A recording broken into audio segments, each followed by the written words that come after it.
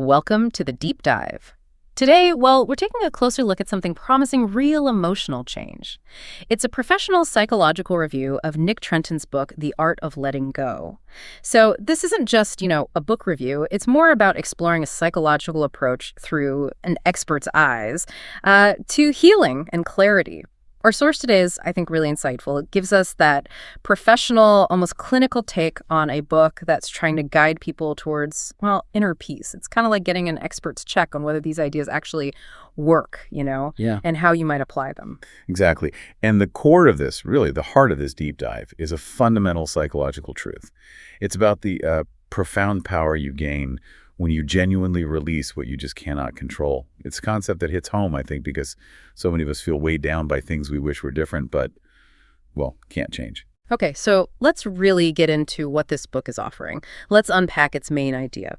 The review describes The Art of Letting Go not just as like a standard self-help book. It calls it a therapeutic journey, one that blends psychological wisdom with actual practical tools for emotional healing. So more than just concept. Precisely. Yeah. And that's what makes it powerful, I think. It emerges the why, the psychological reasons for our struggles with the how, the actionable steps you can actually take. Which means it's not just theory floating around. It gives you the mental framework and the exercises to use these ideas day to day. Right. And the review points out it's especially for people struggling with unresolved pain, attachment wounds, or the weight of past experiences. Okay, maybe we can pause there. For someone maybe not familiar, what exactly are attachment wounds? Can you break that down a bit? Oh, sure. That's a good question.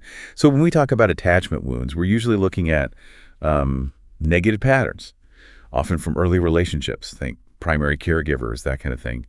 And these patterns still impact how we connect, how secure we feel, even how we form relationships now as adults. They might show up as, say, a fear of being abandoned, or maybe difficulty trusting people, or this feeling of not being worthy of love.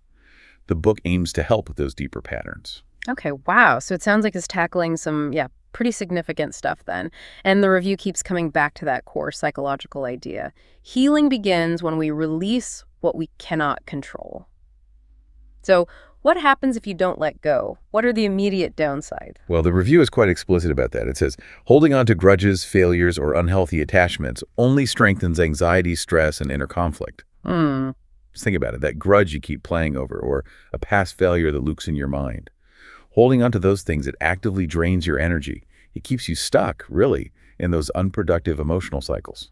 Yeah, that makes sense. And this is where, for me, it gets really interesting.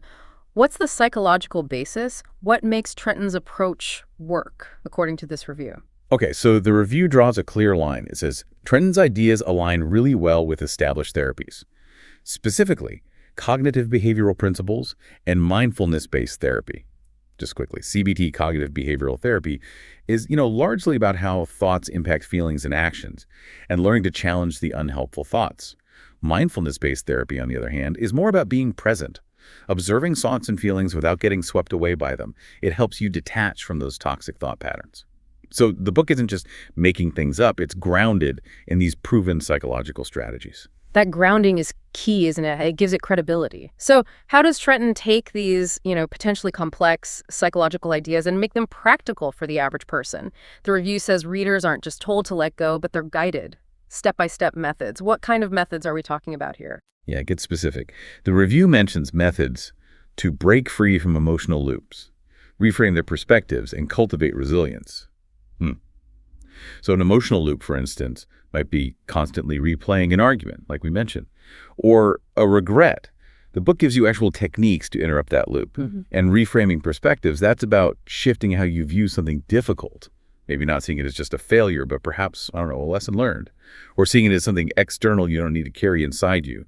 It's very much about active steps to change those internal habits. Okay, that really clarifies the how. So thinking bigger picture now, mental well-being overall, how does this book fit into that landscape? And maybe how is this approach different from someone just telling you to, get over it or move on? Right, good distinction. Stepping back, the review notes that Trenton's insights resonate with trauma recovery, emotional regulation, and self-compassion practices. This makes it, as the review puts it, a holistic tool for mental well-being. And the difference from just moving on is crucial. Moving on often implies suppression, maybe forgetting. This approach is more about active engagement. You acknowledge the past experiences, you understand them, and then you actively choose to release their power over you. It's about transformation, not erasure. Wow, okay. The review uses this really potent analogy, too. It says the book acts like a gentle therapist. How does it pull that off? How can a book have that kind of effect without, well, being an actual therapist? It manages it, I think, by creating a supportive space in its pages. It's described as validating your pain, yet encouraging you to embrace freedom. So it acknowledges the hurt, it doesn't dismiss it, but it also gently pushes you towards liberation. And the ultimate aim here, as the review states, isn't just forgetting the past. It's about reclaiming your present and restoring inner peace. Yeah. It guides you from being a passive sufferer to an active participant in your own restoration through understanding and then release. Okay, so let's wrap up the review's main takeaway. The overall psychological verdict. It calls the book a powerful and healing read that bridges psychology and everyday life. That's pretty strong, and it strongly recommends it for anyone seeking emotional freedom, mental clarity, and authentic peace of mind. Quite an endorsement. It really is.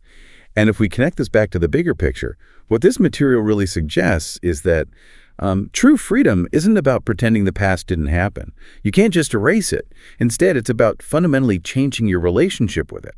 It's about transforming the hold those past experiences have, turning that burden into maybe a lesson, something that actually allows you to move forward lighter. That is a really powerful thought to leave you, the listener, with. If healing truly starts when we let go of what we can't control, maybe ask yourself, what's one small thing, just one thing, you might be holding on to today? Something that's maybe stopping you from fully reclaiming your present moment. Just consider how even a subtle shift in perspective, the kind we've talked about today, might just open a door, might lead to a surprising sense of freedom.